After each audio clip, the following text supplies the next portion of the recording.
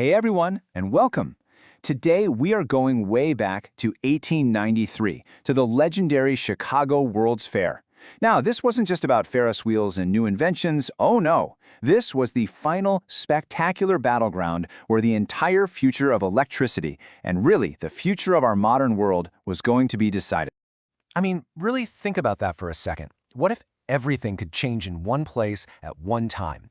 Because the millions of people who went to this fair, they were watching history happen without even knowing it.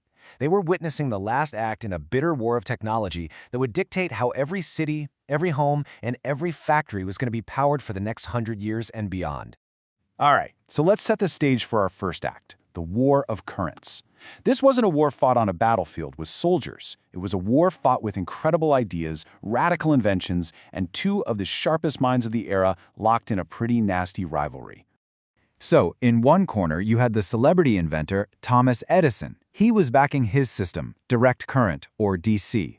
And it worked, sure, but it had a big problem.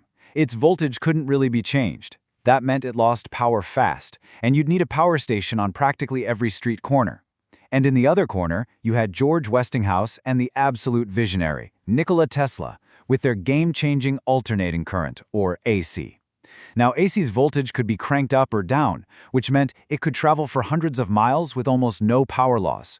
But to the public, it was the new kid on the block, unproven, and, thanks to Edison, seen as incredibly dangerous. And this is where it all came to a head, the Chicago World's Fair. The organizers had a massive job. They had to light up this huge temporary city. So, in a move that was part genius and part crazy gamble, George Westinghouse bid for the lighting contract at a price that was way lower than Edison's General Electric. He was literally betting his entire company that he and Tesla could show the whole world, once and for all, just how powerful and safe AC really was. So, before we see how that massive bet paid off, just a quick reminder. If you're enjoying this, please don't forget to subscribe to my channel, turn on that notification bell, and give this video a like. All the information we're covering comes from open sources. Thank you so much. Okay, now for the spectacle itself. Because when the sun went down over Chicago that year, something absolutely magical happened. Visitors were hit with a sight that literally no one on Earth had ever seen before. Historians have called it the most powerful display of electricity yet devised. You have to remember, before this, electric light was a tiny, rare novelty. But here it was a massive citywide symphony of light. They nicknamed it the White City, and you can see why. All the fair's enormous buildings were made with this bright white plaster, and at night they were outlined with tens of thousands of light bulbs, all powered by Westinghouse's AC generators. For the people there, it must have felt like they'd stepped into a science fiction novel. This wasn't just about lighting up some buildings. It was a huge, powerful statement. This was the future, and it was running on AC.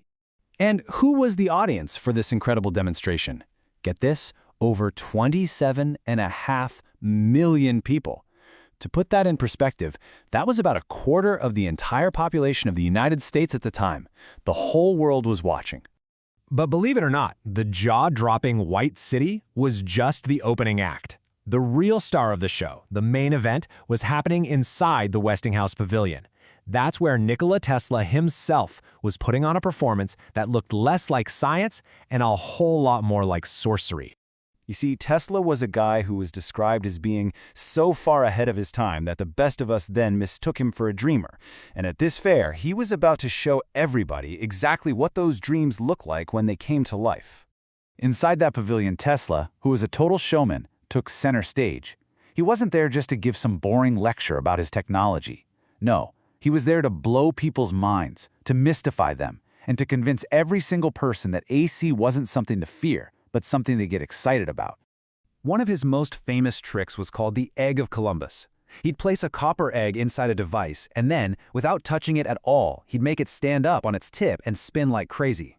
Now, it looked like a straight-up magic trick, but what it really was a brilliant demonstration of a rotating magnetic field, the exact principle that made his powerful AC induction motor work. And that's what made Tesla's approach so genius. He wasn't just showing them a motor, he was showing them an impossibility made possible. He was captivating the crowd in a way that some dry technical lecture never ever could. But he was just getting warmed up. In his own words, Tesla said he wanted to transform ordinary currents into electrical vibrations of great rapidity. And with that idea, he was about to unleash his next wonder. Just imagine this scene. Tesla stands on stage, holding these long glass tubes, and suddenly they start glowing brightly in his hands. No wires, no plugs, nothing. He was actually demonstrating wireless lighting, creating a high-frequency field in the air around him that lit up the gas in the tubes. To the audience, it was pure magic. And for his grand finale, he did the unthinkable. He would let hundreds of thousands of volts of high-frequency AC current pass harmlessly over the surface of his own body, making tiny bolts of lightning shoot from his fingertips. I mean, after years of Edison telling everyone AC would kill them, here was its greatest champion, literally playing with lightning and proving, for good, that it was safe. So what was the result of all this? What happened after the lights went out at the fair? Well, it didn't just end. It ignited a completely new era. The war of currents was officially over. The victory at the World's Fair led directly to the next, even bigger prize. Just 3 years later, Westinghouse and Tesla won the huge contract to build the first great hydroelectric power plant at Niagara Falls. They were going to tame the power of the falls using the exact same AC technology that had lit up the White City. And that Niagara project? It became the blueprint for our entire modern electrical grid. The system that is powering your phone, your lights, your whole world right now. It was born from that huge gamble at the fair and proven at the falls. The future had officially been switched on. You know, it really makes you wonder. The stuff Tesla was showing off was seen as magic, as totally impossible dreams. And that just leaves us with one last question to chew on. What seemingly impossible idea today is just waiting for its own World's Fair moment to switch on our future? Thanks for watching.